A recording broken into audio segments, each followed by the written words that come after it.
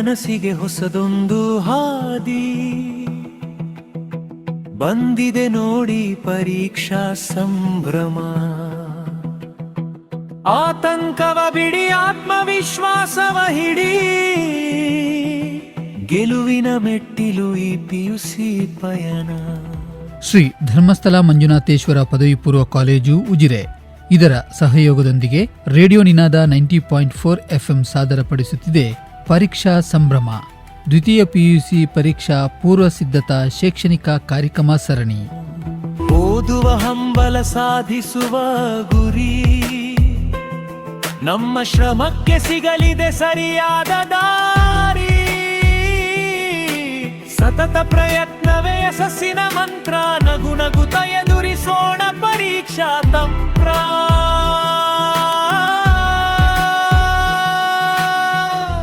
ಕಲಿಕೆಯ ಖುಷಿಯಲ್ಲಿ ಮಿಂದೇಳೋಣ,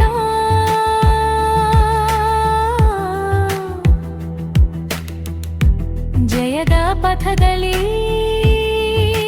ಮುನ್ನಡೆಯೋಣ.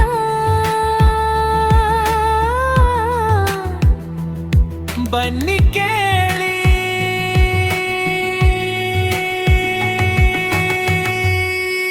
ಪರೀಕ್ಷಾ ಸಂಭ್ರಮ,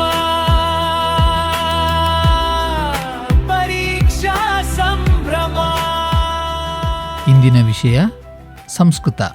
ಭಾಗವಹಿಸುವ ವಿಷಯ ಪರಿಣಿತರು ಎಸ್ಡಿಎಂ ಪದವಿ ಪೂರ್ವ ಕಾಲೇಜಿನ ಸಂಸ್ಕೃತ ವಿಭಾಗದ ಮುಖ್ಯಸ್ಥರಾದ ಡಾಕ್ಟರ್ ಪ್ರಸನ್ನ ಕುಮಾರ್ ಐತಾಲ್ ಅವರು. ಪರೀಕ್ಷಾ ಸಂಭ್ರಮ, ಪರೀಕ್ಷಾ ಸಂಭ್ರಮ. ಸರಸ್ವತಿ ಶ್ರುತಿ ಮಹತಿ ಮಹೀಯತಾಂ. ಆತ್ಮೀಯ ಶ್ರೋತೃ ವಿದ್ಯಾರ್ಥಿಗಳೇ ಹಾಗೂ ಸಂಸ್ಕೃತ ಪ್ರಿಯರೇ, ನಾನು ಡಾಕ್ಟರ್ ಪ್ರಸನ್ನ ಕುಮಾರ್ ಐತಾಳ, ಶ್ರೀ ಧರ್ಮಸ್ಥಳ ಮಂಜುನಾಥೇಶ್ವರ ಪದವಿ ಪೂರ್ವ ಕಾಲೇಜು ಉಜಿರೆ ಇಲ್ಲಿನ ಸಂಸ್ಕೃತ ವಿಭಾಗದ ಮುಖ್ಯಸ್ಥನಾಗಿ ಕೆಲಸ ಮಾಡ್ತಾ ಇದ್ದೇನೆ. ಆತ್ಮೀಯ ಸಂಸ್ಕೃತ ವಿದ್ಯಾರ್ಥಿಗಳೇ, ನಿಮಗೆ ಗೊತ್ತಿರುವ ಹಾಗೆ ಇದೀಗ ದ್ವಿತೀಯ PUC ಸಂಸ್ಕೃತ ಕ್ವಶನ್ ಪೇಪರ್ ಅಥವಾ ಪ್ರಶ್ನೆ ಪತ್ರಿಕೆಯನ್ನು ನಾವೀಗ ನೋಡೋರಿದ್ದೇವೆ. ಯಾಕಂತ ಹೇಳಿದರೆ ಇನ್ನೇನು ಕೆಲವೇ ದಿನಗಳಲ್ಲಿ ಪರೀಕ್ಷೆ ಆರಂಭವಾಗಲಿದೆ. ಈ ದ್ವಿತೀಯ PUCಯ ಸಂಸ್ಕೃತ ಕ್ವಶನ್ ಪೇಪರ್ ಅಥವಾ ಪ್ರಶ್ನೆ ಪತ್ರಿಕೆಯ ಸ್ವರೂಪವನ್ನು ನಾವು ನೋಡ್ತಾ ಹೋಗೋಣ. ಮೊದಲಿಗೆ ಸೂಚನೆ ಬಗ್ಗೆ ಹೇಳ್ತೇನೆ. ಈ ನಮ್ಮ ಪ್ರಶ್ನೆ ಪತ್ರಿಕೆ 4 ವಿಭಾಗಗಳಿಂದ ಕೂಡಿರುತ್ತೆ. ಅದನ್ನು A, B, C ಹಾಗೂ D ಎಂಬ ವಿಭಾಗಗಳನ್ನು ಮಾಡಿದ್ದಾರೆ. ಎಲ್ಲ ವಿಭಾಗದಲ್ಲಿರುವಂತಹ ಪ್ರಶ್ನೆಗಳಿಗೆ ಕೇಳಿದಂತಹ ಪ್ರಶ್ನೆಗಳ ಸಂಖ್ಯೆಯನ್ನು ನೋಡಿ ನೀವು ಉತ್ತರಿಸಬೇಕು. ವಿಶೇಷ ಅಂತ ಹೇಳಿದರೆ A ವಿಭಾಗವನ್ನು ಮೊದಲು ನಾವು ಬರಿಬೇಕಾದ್ದು ಕೆಲಸ. ಅದನ್ನು ಮಾತ್ರ ನಾವು ಮೌಲ್ಯಮಾಪನಕ್ಕೆ ಪರಿಗಣಿಸ್ತೇವೆ ಎನ್ನುವಂಥ ಅಂಶವನ್ನು ನೀವು ಗಮನದಲ್ಲಿಟ್ಕೊಳ್ಬೇಕು. ಪಾರ್ಟ್ ಎಯಲ್ಲಿ MCQ ಪ್ರಶ್ನೆಗಳು, ಆಮೇಲೆ ರಿಕ್ತಸ್ಥಾನಂ ಪೂರಯತ ಫಿಲ್ ಇನ್ ದಿ ಬ್ಲ್ಯಾಂಕ್ಸ್, ಸಂಯೋಜಯತ ಮ್ಯಾಚ್ ದ ಫಾಲೋವಿಂಗ್, ಹೀಗೆ 3 ವಿಷಯಗಳಿರ್ತವೆ. ಪಾರ್ಟ್ ಬಿಯಲ್ಲಿ ದ್ವಿತ್ರೈಹಿ ವಾಕ್ಯೈಹಿ 2-3 ವಾಕ್ಯಗಳಲ್ಲಿ ಬರೆಯುವಂಥ ಪ್ರಶ್ನೆಗಳು, ಆಮೇಲೆ ಕಹ ಕಂ ಪ್ರತಿ ಅವದತ್, ಯಾರು ಯಾರಿಗೆ ಹೇಳ್ತಾರೆ ಎನ್ನುವಂತಹ ಸಂದರ್ಭ ಸೂಚಕ ಪ್ರಶ್ನೆಗಳು 2 ಇರ್ತವೆ.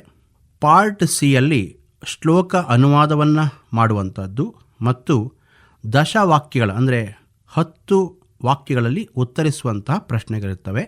ಪಾರ್ಟ್ ಡಿಯಲ್ಲಿ ಎಲ್ಲವೂ ಕೂಡ ವ್ಯಾಕರಣಕ್ಕೆ ಸಂಬಂಧಪಟ್ಟಂಥ ಪ್ರಶ್ನೆಗಳು ಇರುತ್ತವೆ. ಇದನ್ನು ನಾವು ಮೊದಲು ಗಮನಿಸ್ಕೊಳ್ತಾ ಈಗ ಪಾರ್ಟ್ ಎ ಒಂದೊಂದನ್ನೇ ಗಮನಿಸೋಣ.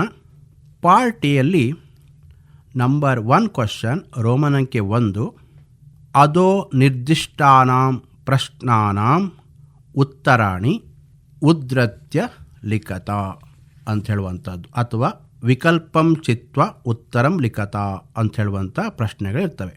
ಇದರಲ್ಲಿ ಮೊದಲ 10 ಪಾಠಗಳ MCQ ಮಲ್ಟಿಪಲ್ ಚಾಯ್ಸ್ ಕ್ವಶನ್ಗಳು ಬರುತ್ತವೆ. ಮತ್ತೊಂದನ್ನು ಗಮನಿಸಬೇಕು, ಇದರಲ್ಲಿ 8 ಮತ್ತು ಹಾಗೂ 9ನೇ ಪಾಠದ ಹಾಟ್ಸ್ MCUಗಳು ಇದರಲ್ಲಿ ಇರ್ತವೆ. 8ನೇ ಪಾಠ ವಿಧಿ ವಿಲಸಿತಂ ಮತ್ತು 9ನೇ ಪಾಠ ನೀತಿ ಸಾರಹ. ಇದರಲ್ಲಿ ಹಾಟ್ಸ್ MCQಗಳನ್ನು ನೋಡಿಕೊಳ್ಬೇಕು. ಇದಿಷ್ಟು MCQ ಸಂಬಂಧಪಟ್ಟ ಪ್ರಶ್ನೆಗಳು. ಒಟ್ಟು 10 ಪ್ರಶ್ನೆಗಳಿಗೆ 10 ಅಂಕಗಳನ್ನು ಇಲ್ಲಿ ನಿಗದಿಪಡಿಸಿದ್ದಾರೆ.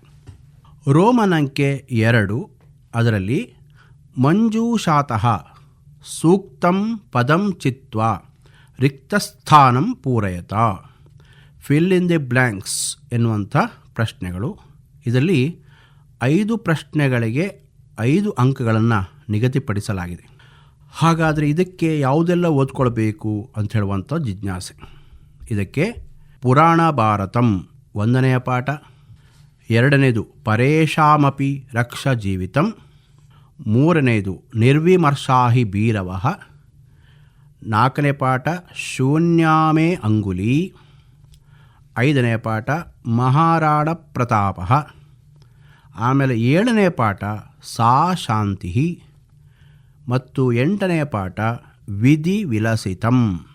ಇವೆಷ್ಟು ಇದರಲ್ಲಿ ಬರುವಂಥ ಸಾಧ್ಯತೆಗಳನ್ನು ಪ್ರಶ್ನೆಯನ್ನು ಕೇಳ್ತಾರೆ. ಇದರಲ್ಲಿ ಬಂದೇ ಬರುವುದು ಯಾವುದು ಕೇಳಿದರೆ ಪರೇಶಾಮಪಿ ರಕ್ಷಾ ಜೀವಿತಂ ಮತ್ತು ಶೂನ್ಯಾಮೇ ಅಂಗುಲಿಹಿ ಮತ್ತು ಮಹಾರಾಣ ಪ್ರತಾಪಃ. ಇವು 3ಗಳು ಫಿಲ್ ಇನ್ ದ ಬ್ಲ್ಯಾಂಕ್ಸಿಗೆ ಬಂದೇ ಬರುತ್ತೆ. ಇನ್ನು 2 ಹೇಳಲಿಕ್ಕಾಗೋದಿಲ್ಲ. ಅದರಲ್ಲಿ ಪುರಾಣ ಭಾರತ ಕೇಳ್ಬೋದು, ನಿರ್ವಿಮರ್ಶಾಹಿ ಭೀರವ ಕೇಳ್ಬೋದು, ಸಾ ಶಾಂತಿ ಕೇಳ್ಬೋದು, ಅಥವಾ ವಿಧಿ ವಿಲಸಿತಂ ಕೂಡ ಕೇಳ್ಬೋದು. ನಾವು ಒಟ್ಟಾದರೆ 7 ಪಾಠಗಳನ್ನು ನೋಡ್ಕೊಳ್ಬೇಕಾದುಗೆ ಅಂತ ಹೇಳುವಂಥದ್ದು ನಿಮ್ಮ ಗಮನದಲ್ಲಿರಲಿ. ಹಾಗೆ ಕ್ವಶನ್ ನಂಬರ್ 3 ಅಂದರೆ ರೋಮನ್ ಸಂಖ್ಯೆ 3, ಅದರಲ್ಲಿ ಸಂಯೋಜಯತ ಅಂದರೆ ಮ್ಯಾಚ್ ದಿ ಫಾಲೋವಿಂಗ್ ಅಂಥೇಳಿ ಕೇಳ್ತೇವೆ. ಅದಕ್ಕೆ ಕೂಡ 5 ಬರುತ್ತೆ. 5 ಅಂಕವನ್ನು ನಿಗದಿಪಡಿಸಲಾಗಿದೆ. ಅದರಲ್ಲಿ ಯಾವುದೆಲ್ಲ ಕೇಳುವ ಸಾಧ್ಯತೆಗಳನ್ನು ನೋಡೋಣ ವಿದ್ಯಾರ್ಥಿಗಳೇ. ಪುರಾಣ ಭಾರತಂ ಪರೇಶಾಮಪಿ ರಕ್ಷಾ ಜೀವಿತಂ, ನಿರ್ವಿಮರ್ಶಾಹಿ ಭೀರವಃ, ಶೂನ್ಯಾಮೇ ಅಂಗುಲಿ, ಮಹಾರಾಣ ಪ್ರತಾಪಃ, ಸಾ ಶಾಂತಿ, ವಿಧಿ ವಿಲಸಿತಂ. ಇಷ್ಟು ಪಾಠಗಳನ್ನು ನಾವು ಇದರಲ್ಲಿ ನೋಡಿಕೊಳ್ಬೇಕು. ಇದರಲ್ಲಿ ಗ್ಯಾರಂಟಿ ಬರ್ತದೆ ಎನ್ನುವಂಥದ್ದಕ್ಕೆ ನಾವು ಪರೇಶಾಮಪಿ ರಕ್ಷಾ ಜೀವಿತಂ, ಶೂನ್ಯಾಮೇ ಅಂಗುಲಿ, ಮಹಾರಾಣ ಪ್ರತಾಪಃ ಇದನ್ನು ಹೆಚ್ಚಾಗಿ 3 ನೋಡ್ಕೊಳ್ಬೇಕು. ಮತ್ತೆರಡರಲ್ಲಿ ನೀವು ಉಳಿದ ಪಾಠಗಳನ್ನು ಯಾವುದೂ ಕೂಡ ಬಂದರೂ ಬರೆಯುವ ಸಾಮರ್ಥ್ಯವನ್ನು ಹೊಂದಿರಬೇಕು ಎನ್ನುವಂಥದ್ದು ನಿಮ್ಮ ಗಮನದಲ್ಲಿ ಇರಲಿ. ಇದಿಷ್ಟು ಪಾರ್ಟ್ ಎ. ಪುನಃ ಹೇಳ್ತೇನೆ, ಪಾರ್ಟ್ ಎಯಲ್ಲಿ MCQ, fill in the blanks ಮತ್ತು ಮ್ಯಾಚ್ ದಿ ಫಾಲೋವಿಂಗ್ ಈ 3 ನೀವು ಪರೀಕ್ಷೆ ಆರಂಭದ ಹೊತ್ತಿಗೆ ಮೊದಲ ಪುಟದಲ್ಲಿ ಬರೆಯತಕ್ಕದ್ದು. ಇದನ್ನು ಗಮನದಲ್ಲಿಟ್ಕೊಂಡು ಆಮೇಲೆ ನೀವು ಪಾರ್ಟ್ ಬಿ ಅಥವಾ ಯಾವುದೇ ಪಾರ್ಟ್ ಸಿ ಅಥವಾ ಪಾರ್ಟ್ ಡಿ ಎಲ್ಲಿಯೂ ಕೂಡ ನೀವು ಮುಂದೆ ಬರ್ಕೊಳ್ತಾ ಹೋಗ್ಬೋದು. ಈಗ ಪಾರ್ಟ್ ಬಿಯ ವಿಷಯಗಳನ್ನು ನೋಡೋಣ ವಿದ್ಯಾರ್ಥಿಗಳೇ. ಅದರಲ್ಲಿ ಕ್ವಶನ್ ನಂಬರ್ ರೋಮನ್ ಸಂಖ್ಯೆ 4 ಅಂದರೆ 4ನೇದು ಬರ್ತದೆ. ಇದರಲ್ಲೇನು ದ್ವಿತ್ರೈಹಿ ವಾಕ್ಯೈಹಿ ಸಂಸ್ಕೃತ ಭಾಷೆಯ, ಕನ್ನಡ ಭಾಷೆಯ, ಆಂಗ್ಲ ಭಾಷೆಯ ಉತ್ತರಂ ಲಿಖತ ಅಂತೇಳಿ ಇರ್ತದೆ. ಅಂದರೆ 2-3 ವಾಕ್ಯಗಳಲ್ಲಿ ನೀವು ಸಂಸ್ಕೃತದಲ್ಲಿಯೂ ಬರೆಯಬಹುದು, ಕನ್ನಡದಲ್ಲಿ ನೀವು ಪಾರಂಗತರಿದ್ದರೆ ಕನ್ನಡದಲ್ಲಿಯೂ ಬರೆಯಬಹುದು, ಅಥವಾ ಇಂಗ್ಲೀಷ್ ಭಾಷೆಯನ್ನು ಆಯ್ಕೆ ಮಾಡಿಕೊಂಡರೆ ಅದರಲ್ಲಿಯೂ ಕೂಡ ಬರೆಯಬಹುದು. ಹಾಗಾದರೆ ಎಷ್ಟು ಬರೆಯಬೇಕು ಕೇಳಿದರೆ ಚತುರ್ಣಾಂ ಏವ 4 ಕುರಿತು. ಪ್ರತಿಯೊಂದಕ್ಕೂ 2 ಅಂಕಗಳಿರ್ತವೆ. ಆದ್ದರಿಂದ 4ಕ್ಕೆ 8 ಅಂಕವನ್ನು ಇದಕ್ಕೆ ನಿಗದಿಪಡಿಸಿದ್ದಾರೆ. ಇದಕ್ಕೆ ಯಾವುದೆಲ್ಲ ಪ್ರಶ್ನೆಗಳು ಬರ್ತದೆ ಅಂಥೇಳಿ ಸಾಧ್ಯತೆಗಳು ಆ ಪಾಠಗಳನ್ನು ಈಗ ನೋಡೋಣ. ಪುರಾಣ ಭಾರತಂ ಪರೇಶಾಮಪಿ ರಕ್ಷ ಜೀವಿತಂ, ಅನುರಾಗೋದಯ, ಸಾ ಶಾಂತಿ, ವಿಧಿ ವಿಲಸಿತಂ, ನೀತಿಸಾರಃ ಮತ್ತು ಕೃಷ್ಣಶಾಸ್ತ್ರಿ. ಬರಿಬೇಕಾದ್ದು 4 ಆದರೆ ಒಟ್ಟು 7 ಕ್ವಶನ್ಗಳು, 7 ಪ್ರಶ್ನೆಗಳಿರ್ತವೆ. ನಮಗೆ ಮತ್ತೆ 3 ಆಪ್ಷನ್ಗಳಿರ್ತವೆ. ಆದ್ದರಿಂದ ಹೆಚ್ಚು ಸಾಧ್ಯಾಸಾಧ್ಯತೆ ಹೆಚ್ಚು ಬರುವುದು ಯಾವುದು ಕೇಳಿದರೆ ಇದರಲ್ಲಿ ನಾವು ಹೀಗೆ ಹೇಳ್ಬೋದು, ಪರೇಶಾಮಪಿ ರಕ್ಷಾ ಜೀವಿತಂ ಅನುರಾಗೋದಯ ವಿಧಿವಿಲಸಿತಂ ಮತ್ತು ಕೃಷ್ಣಶಾಸ್ತ್ರಿ. ಇದನ್ನು ಹೆಚ್ಚಾಗಿ ನೀವು ಗಮನಿಸ್ಕೊಳ್ಬೋದು. ಅಥವಾ ನಮಗೆ ಸುಲಭ ಆಗ್ತದೆ ಅಂತೇಳಿದರೆ ಪುರಾಣ ಭಾರತಂ ಶಾಂತಿ ಕೂಡ ಬರ್ಬೋದು. ಆದ್ದರಿಂದ ನಾವು ನೀತಿ ಸಾರವು ಕೂಡ ಬರ್ಬೋದು.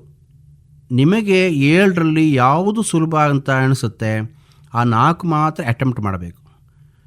ಇನ್ನೊಂದು ನಾವು ಹೇಳೋದಾದರೆ 4 ಪಾಠವನ್ನು ಮಾತ್ರ ಓದ್ಕೊಂಡ್ರೂ ಸಾಕಾಗುತ್ತೆ, ಅಲ್ಲಿನ ಪ್ರಶ್ನೆಗಳನ್ನು ನೋಡಿಕೊಂಡ್ರೂ ಸಾಕಾಗುತ್ತೆ.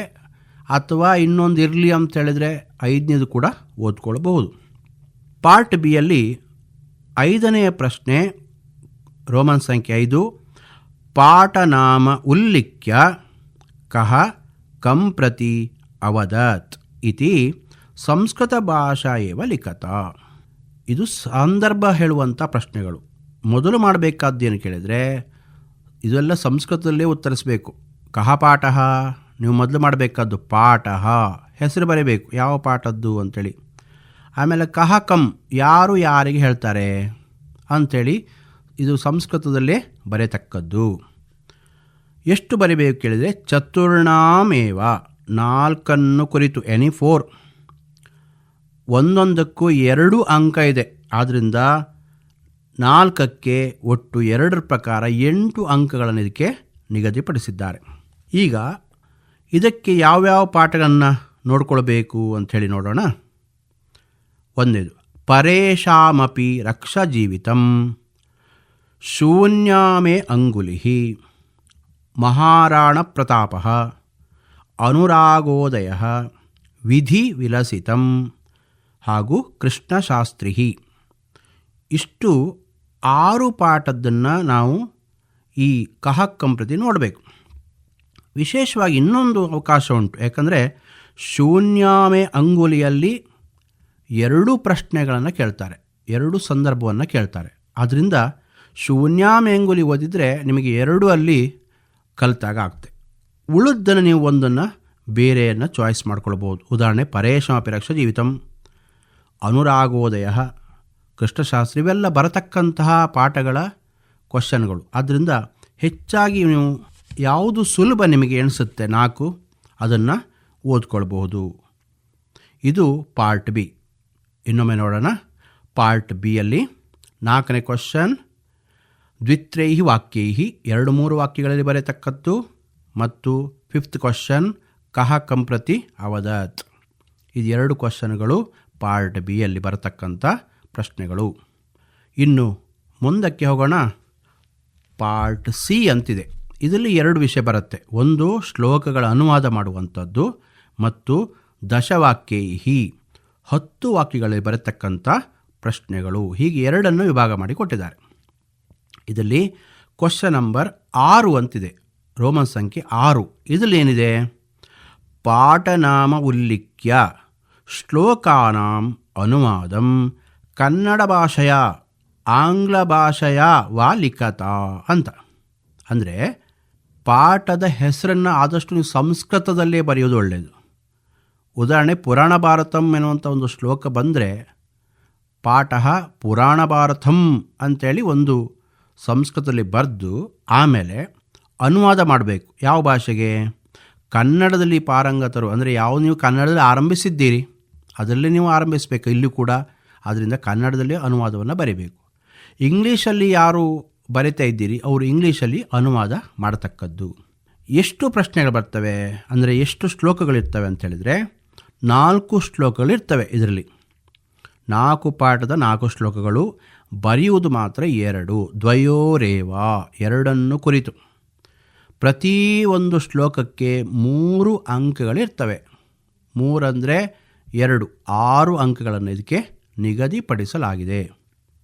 ಯಾವ್ಯಾವ ಪಾಠದ ನೋಡಬೇಕು ಅಂಥೇಳಿದರೆ ಪುರಾಣ ಭಾರತಂ, ಆಮೇಲೆ ನಿರ್ವಿಮರ್ಶಾಹಿ ಭೀರವಃ, ಆಮೇಲೆ ಶೂನ್ಯಾಮೆ ಅಂಗುಲಿಹಿ, ಆಮೇಲೆ ನೀತಿಸಾರಃ. ಈ 4 ಪಾಠದ 4 ಶ್ಲೋಕಗಳು ಬರ್ತವೆ. ಆಗ ನೀವೇನು ಮಾಡಬೇಕಂದ್ರೆ 2 ಪಾಠಗಳನ್ನ ಸರಿಯಾಗಿ ಓದ್ಕೊಳ್ಬೇಕು. ಉದಾಹರಣೆ ಪುರಾಣ ಭಾರತಂ ನಾವು ಮೊದಲಿಂದು ಟೆಸ್ಟಿಂದ ಓದ್ತಾ ಇದ್ದೇವೆ. ಮತ್ತೊಂದು ನೀತಿ ಸಾರ, ಅತ್ಯಂತ ಸುಲಭದ ನೀತಿ ಸಾರ ಅಂತೇಳಿದರೆ ಸುಭಾಷಿತಗಳ ಸಂಗ್ರಹ, ಅದನ್ನು ಓದ್ಕೊಳ್ಬೇಕು. ಇಲ್ಲ ಅಂತೇಳಿದರೆ ನಿರ್ವಿಮರ್ಶ ಆಗಿರುವ ಕತೆ, ನಾನು ಅದು ಬರಿತೇನೆ ಅಂತೇಳಿದರೆ ಅದನ್ನು ನೀವು ಅಟೆಂಪ್ಟ್ ಮಾಡ್ಬೋದು. ಇನ್ನೊಂದು ನಾಟಕ, ಕಾಳಿದಾಸನ ಅಭಿಜ್ಞಾನ ಶಾಕುಂತಲಂ ಎನ್ನುವ ನಾಟಕದ ಶೂನ್ಯಾಮೆ ಅಂಗುಲಿ ಎನ್ನುವಂಥ ಭಾಗದ ಒಂದು ಪದ್ಯ ಬರುತ್ತೆ, ಅದು ಕೂಡ ನಿಮಗೆ ಸುಲಭ ಅಂತೇಳಿದರೆ ಅದನ್ನು ಓದ್ಕೊಳ್ಬೋದು. ಇದೇ ರೀತಿ 4 ಪಾಠಗಳನ್ನು ಇದರಲ್ಲಿ ನೋಡ್ಕೊಳ್ಬೋದು. ಆದರೆ ಬರೀಬೇಕಾದ್ದು ಮಾತ್ರ 2. ಆದ್ದರಿಂದ ಸರಿಯಾಗಿ 2 ಪಾಠಗಳನ್ನು ಮನನ ಮಾಡಿಕೊಂಡಿರಬೇಕು. ಇನ್ನು ಪಾರ್ಟ್ ಸಿಯಲ್ಲಿ ಇನ್ನೊಂದು ಪ್ರಶ್ನೆ ಬರುವಂಥದ್ದು 7ನೇ ಪ್ರಶ್ನೆ, ಅಂದರೆ ರೋಮನ್ ಸಂಖ್ಯೆ 7, ದಶವಾಕ್ಯೈಹಿ ಸಂಸ್ಕೃತ ಭಾಷೆಯ, ಕನ್ನಡ ಭಾಷೆಯ ಅಥವಾ ಆಂಗ್ಲ ಭಾಷೆಯ ಉತ್ತರಂ ಲಿಖತ. ಅಂದರೆ 10 ಸೆಂಟೆನ್ಸ್ ಈಚ್, 10 ವಾಕ್ಯಗಳಲ್ಲಿ ಇರಬೇಕು, ಅಥವಾ ಹೆಚ್ಚಂದರೆ 15 ವಾಕ್ಯಗಳಲ್ಲಿ ಮುಗಿಸುವ ರೀತಿಯಲ್ಲಿ ಕಂಟೆಂಟ್, ಅಂದರೆ ಯಾವುದು ಮುಖ್ಯವೋ ಅಂಶವನ್ನು ಮಾತ್ರ ನೀವು ಬರೆಯತಕ್ಕದ್ದು. ಇದರಲ್ಲಿ 3 ಭಾಷೆಗಳ ಅವಕಾಶ ಇದೆ. ನೀವು ಸಂಸ್ಕೃತದಲ್ಲಿ ಪಾರಂಗತರಾಗಿದ್ದರೆ ಅದರಲ್ಲೂ ಕೂಡ ಬರೀಬೋದು, ಕನ್ನಡದವರು ಕನ್ನಡದಲ್ಲೇ ಬರೀಬೇಕು, ಇಂಗ್ಲೀಷವರು ಆರಂಭ ಮಾಡಿದ್ದೀರಿ ಇಂಗ್ಲೀಷಲ್ಲೇ ಬರೀಬೇಕು.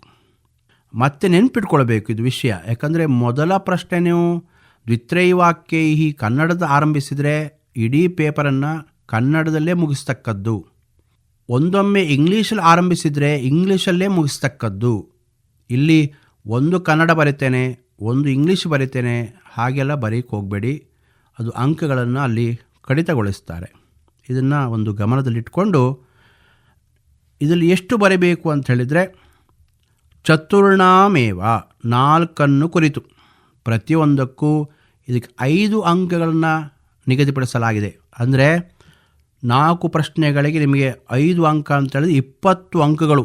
ನಮ್ಮ ಇಡೀ ಕ್ವಶನ್ ಪೇಪರಲ್ಲಿ ಹೆಚ್ಚಾಗಿ ಅಂಕಗಳು ಇದರಲ್ಲೇ ಇರುವಂಥದ್ದು. ಆದ್ದರಿಂದ ಇದನ್ನು ಸರಿಯಾಗಿ ಪಾಲಿಸತಕ್ಕದ್ದು. ಇದರಲ್ಲಿ 4 ಮಾತ್ರ ಬರಿಬೇಕು, ಆದರೆ ಪ್ರಶ್ನೆಗಳು ಮಾತ್ರ 7 ಬರ್ತವೆ. ನಮಗೆ 3 ಮತ್ತೆ ಆಪ್ಷನ್ ಸಿಗ್ತವೆ. ಆದರೆ ಯಾವುದು ಓದಬೇಕು ಅಂತ ಹೇಳಿದರೆ ಇದು ಸುಲಭ, 1 ರಿಂದ 7 ಪಾಠ ಅಂತ. ಯಾವುದೆಲ್ಲ ಅಂತ ಹೇಳಿದರೆ ಪುರಾಣ ಭಾರತಂ, ಪರೇಶಾಮಪಿ ರಕ್ಷ ಜೀವಿತಂ, ನಿರ್ವಿಮರ್ಶಾಹಿ ಭೀರವಃ, ಶೂನ್ಯಾಮೇ ಅಂಗುಲಿ, ಮಹಾರಾಣ ಪ್ರತಾಪ, ಅನುರಾಗೋದಯ ಮತ್ತು ಸಾ ಶಾಂತಿ ಎನ್ನುವಂಥ ಈ ಮೊದಲ 7 ಪಾಠವನ್ನು ನೋಡಿದರೆ ಆಯಿತು. ಇದರಲ್ಲಿ ಬರಿಬೇಕಾದ್ದು 4 ಮಾತ್ರ. ಆಗ ಏನು ಮಾಡಬೇಕು ಅಂತ ಹೇಳಿದ್ರೆ, ನೀವು ಸುಲಭದ, ನಿಮಗೆ ಯಾವುದು ಸುಲಭ ಅಂತ ಅಲ್ಲಿ ಕಂಡಿತು ಅದನ್ನು ಮಾತ್ರ ನೀವು ಓದ್ಕೊಂಡ್ರೆ ಸಾಕಾಗುತ್ತೆ. ಇಲ್ಲ ನಾನೊಂದು 5 ಇನ್ನೊಂದು ಹೆಚ್ಚು ಓದ್ಕೊಳ್ತೆ ಅಂತೇಳಿದ್ರು ಕೂಡ ಓದ್ಕೊಳ್ಬೋದು. ಒಟ್ಟು 4 ನೀವು ಬರೆದ್ರೆ ಆಯಿತು. ಈಗ ಉದಾಹರಣೆ ಪುರಾಣ ಭಾರತಂ ನಾವು ಮೊದಲ ಪ್ರಥಮ ಕಿರು ಪರೀಕ್ಷೆಯಿಂದ ಬರೀತಾ ಇದ್ದೇವೆ, ಮತ್ತು ಅದನ್ನು ನೀವು ತಗೊಳ್ಬೋದು, ಅದು ಸುಲಭ. ಉಳಿದನ್ನು ಯಾವುದು ಅಂತೇಳಿ ನೀವು ಮುಂದೆ ಆರಿಸ್ಕೊಂಡು ಬರೆಯುವರಾಗಿ. ಇದು ಪಾರ್ಟ್ ಸಿಯಲ್ಲಿ. ಇನ್ನು ಕೊನೆಯದು ಪಾರ್ಟ್ ಡಿ ಅಂತೇಳಿ ನಾವು ಕರಿತೇವೆ. ಅದರಲ್ಲಿ ಯಾವುದು ಕೇಳಿದರೆ, ಇದು ಯಥಾ ನಿರ್ದೇಶಂ ಲಿಖತ ಅಂಥೇಳಿದರೆ ಒಟ್ಟು 3 ವಿಷಯಗಳ ವ್ಯಾಕರಣ ಅಂಶವನ್ನು ಬರೆಯತಕ್ಕದ್ದು. ಮತ್ತು ಕೊನೆಯದು ಪರಿಚ್ಛೇದ, ಇದು ಔಟ್ ಆಫ್ ಸಿಲೆಬಸ್ಸಿನ ಒಂದು ಪ್ಯಾಸೇಜ್ ಬರ್ತದೆ, ಅದಕ್ಕೆ ಪ್ರಶ್ನೆಗಳಿಗೆ ಉತ್ತರಿಸುವಂಥದ್ದು. ಪಾರ್ಟ್ ಡಿ ಅಲ್ಲಿ ನೋಡೋಣ. ಕ್ವಶನ್ ನಂಬರ್ ಇದರಲ್ಲಿ 8 ಅಂತ ಹೇಳ್ತಾರೆ. 8 ಯಥಾ ನಿರ್ದೇಶಂ ಲಿಖತ. ನಾವು ಅಲ್ಲಿ ಹೇಳಿದಂತೆ ನಾವು ಬರಿಬೇಕು. ಎಷ್ಟು ಬರಿಬೇಕು? ತ್ರಯಾಣಾಮೇವ, 3 ಕುರಿತು ಬರಿಬೇಕು. ಪ್ರತಿ 3ಕ್ಕೆ 3 ಅಂಕಗಳಿವೆ. ಆದ್ದರಿಂದ 9 ಅಂಕಗಳು ನಮಗೆ ವ್ಯಾಕರಣ ಭಾಗದಲ್ಲಿ ಸಿಗ್ತವೆ. ಇದು ಯಾವುದು ಬರೆಯೋದು ಕೇಳಿದರೆ ನಿಮಗೆಲ್ಲ ಗೊತ್ತಿದೆ. ನಮ್ಮ ಪಠ್ಯಪುಸ್ತಕ ಕೊನೆಯಲ್ಲಿ ವರ್ಕ್ ಬುಕ್ ಅನ್ನುವಂಥ ಸೆಕ್ಷನ್ ಇದೆಯಲ್ಲ, ಅದರ ವಿಷಯವನ್ನೇ ನಾವು ಓದ್ಕೊಳ್ಬೇಕು, ಅದನ್ನೇ ನಾವು ಕೇಳುವಂಥದ್ದು, ಅದನ್ನೇ ಉತ್ತರ ಬರೀಬೇಕು. ಅದರಲ್ಲಿ ಹೀಗೆ ಪ್ರಶ್ನೆ ಬರುತ್ತೆ. 1ನೇದು ಸಂಧಿಂ ವಿಭಜತ ಮತ್ತು ಯೋಜಯತ ಅಂತೇಳಿ 5 ಕೊಟ್ಟಿರ್ತಾರೆ. ಸಂಧಿಯನ್ನು ವಿಭಜಿಸುವುದು ಮತ್ತು ಯೋಜಿಸುವುದು ಒಟ್ಟಿಗೆ ಇರ್ತವೆ. ಅದರಲ್ಲಿ ಎಷ್ಟು ಬರೀಬೇಕು? ತ್ರಯಾಣಾಮೇವ, ಅದರಲ್ಲಿ 3 ಬರೀಬೇಕು. 5 ಇರ್ತದೆ, 3 ಮಾತ್ರ ಬರೆಯುವಂಥದ್ದು. ಆದ್ದರಿಂದ ನೀವು ಅಲ್ಲಿ ಏನು ಮಾಡಿ ಅಂತೇಳಿ ವ್ಯಾಕರಣ ಭಾಗದಲ್ಲಿ ನಿಮಗೆ ಗೊತ್ತಿದ್ದಷ್ಟು 3 ಹೆಚ್ಚು ಬರೆದ್ರೂ ಏನು ತೊಂದರೆ ಇಲ್ಲ, 5 ಬರೆದಿಡಿ. ಒಂದು ವೇಳೆ ಒಂದು ತಪ್ಪಾದರೂ ಕೂಡ ಸರಿಯಾದ್ದನಲ್ಲಿ ನಾವು ಗಮನಿಸ್ತೇವೆ. ಸಂಧಿ ಮತ್ತು ವಿಭಜಿಸು ಮತ್ತು ಯೋಜಿಸುವುದು ಒಟ್ಟಿಗೆ ಓದ್ಕೊಂಡ್ರಾಯಿತು. ಮುಂದೆ ವಿಗ್ರಹವಾಕ್ಯಂ ಲಿಖತ ಸಮಸ್ತ ಪದಂ ಲಿಖತ. ನಮ್ಮ ಸಮಾಸದ ವಿಗ್ರಹವಾಕ್ಯ ಮಾಡುವುದು ಮತ್ತು ಸಮಸ್ತ ಪದವಾಗಿ ಬರೆಯುವಂಥದ್ದು, ಅದು ಕೂಡ ತ್ರಯಾಣಮೇವ, 5 ಇರ್ತದೆ, 3 ಬರೆದ್ರೆ ಆಯಿತು.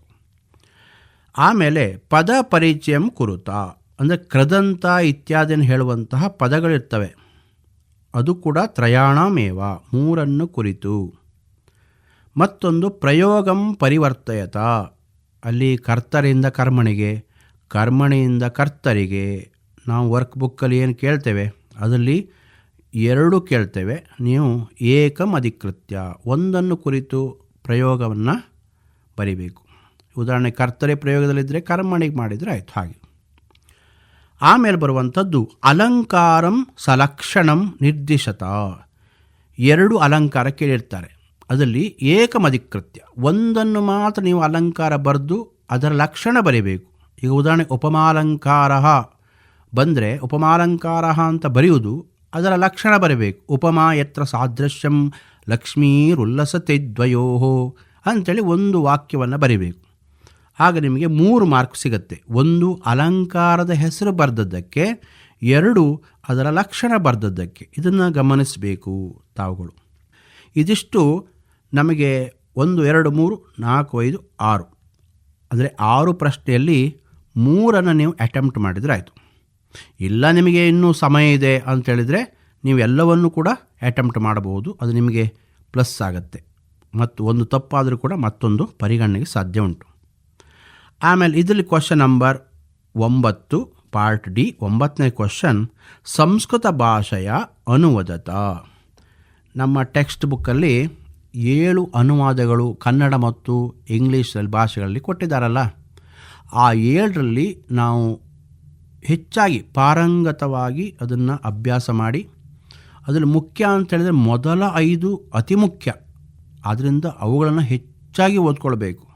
ಅದನ್ನು ಓದ್ಕೊಂಡ್ರೆ ಇಡೀ ಒಂದು 5-6 ವಾಕ್ಯಗಳಲ್ಲಿ ಇರುವಂತಹ ಅನುವಾದ ಅಷ್ಟೇ. ಆದ್ದರಿಂದ ಒಳ್ಳೆಯ ಸಂಸ್ಕೃತ ಭೂಯಿಷ್ಠವಾದಂತಹ ನಿಮಗೆ ಯಾವುದು ಸುಲಭವಾಗಿ ಕಾಣುತ್ತೆ ಆ ಪದಗಳನ್ನು ಪ್ರಯೋಗ ಮಾಡಿ ಅದರ ಅನುವಾದವನ್ನು ಬರೆದ್ರೆ ಆಯಿತು. ಅದಕ್ಕೆ 5 ಅಂಕಗಳು ನಿಗದಿಯಾಗಿದೆ. 1 ಬರೆಯುವುದು, ಇದರಲ್ಲಿ ಚಾಯ್ಸ್ ಇರೋದಿಲ್ಲ. ಅಂದರೆ 1 ಕೊಟ್ಟಿರ್ತಾರೆ, ಅದನ್ನೇ ಅನುವಾದ ಮಾಡಬೇಕು. 5 ಮಾರ್ಕ್, 5 ಅಂಕಗಳು ನಿಮಗೆ ಸಿಗ್ತವೆ.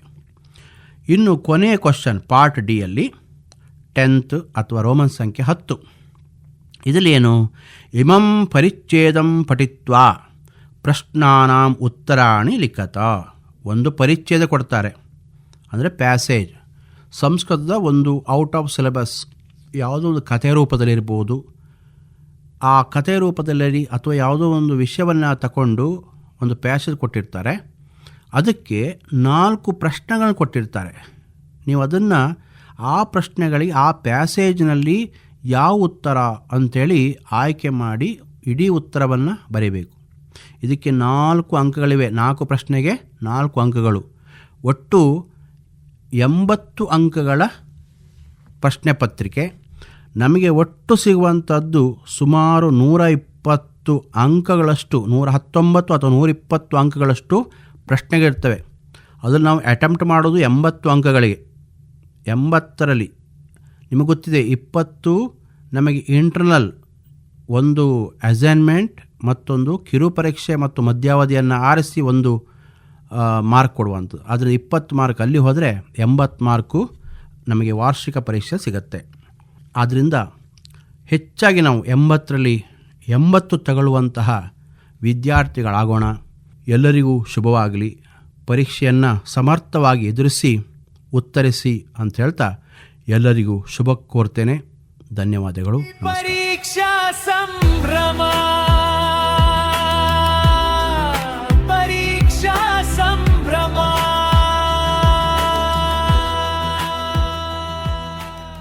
ಇದುವರೆಗೆ ಪರೀಕ್ಷಾ ಸಂಭ್ರಮ ದ್ವಿತೀಯ PUC ಪರೀಕ್ಷಾ ಪೂರ್ವ ಸಿದ್ಧತಾ ಶೈಕ್ಷಣಿಕ ಕಾರ್ಯಕ್ರಮ ಸರಣಿ ಕೇಳಿದಿರಿ. ಭಾಗವಹಿಸಿದ ವಿಷಯ ಪರಿಣಿತರು ಸಂಸ್ಕೃತ ವಿಭಾಗದ ಮುಖ್ಯಸ್ಥರಾದ ಡಾಕ್ಟರ್ ಪ್ರಸನ್ನ ಕುಮಾರ್ ಐತಾಲ್ ಅವರು. ಬನ್ನಿ